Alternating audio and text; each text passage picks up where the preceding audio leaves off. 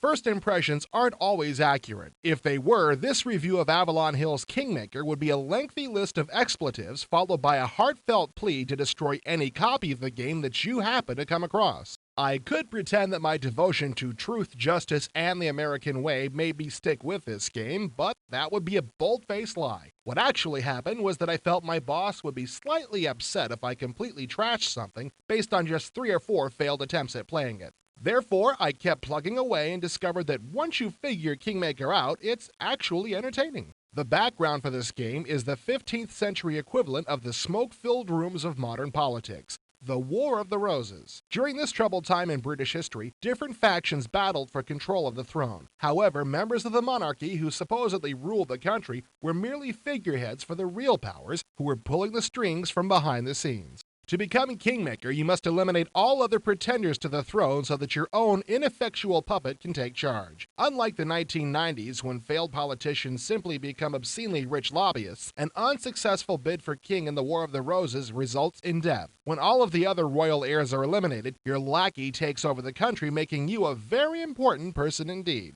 That sounds a lot simpler than this game actually is. There are 2 separate lines of royal heirs along with a slew of titled and untitled nobles who all play a major role as the different factions battle for control. As if sorting out this jumbled cast of characters weren't enough, figuring out how to play the game requires the patience of a saint. To quote directly from the manual, for the first few games, the best strategy might seem bewilderingly obscure. Truer words have never been spoken. The most important part of this game actually takes place well before the first battle when you build your faction. This is where you discover which nobles are backing your cause and what resources are available to you. By assigning the available offices and titles available to your faction to your untitled nobles, you can improve your chances of success. Once the game begins, your main goal is to capture royal heirs. Some are wandering aimlessly around the countryside and are easy to snag, while others are held by opposing factions and fiercely protected. Don't get too attached to these heirs. The first thing you're asked once you capture one is whether you wish to execute him or her. In addition to the complex strategy, Kingmaker's interface adds to the game's difficulty. The information menus, which allow you to change your own faction and trace the whereabouts of the royal heirs and opposing factions, are actually easy to find and use. However, moving your troops around on the map takes some getting used to. Since the screen changes to a close-up, leaving you a very small area to work in, you're forced to change screens if you wish to move any distance.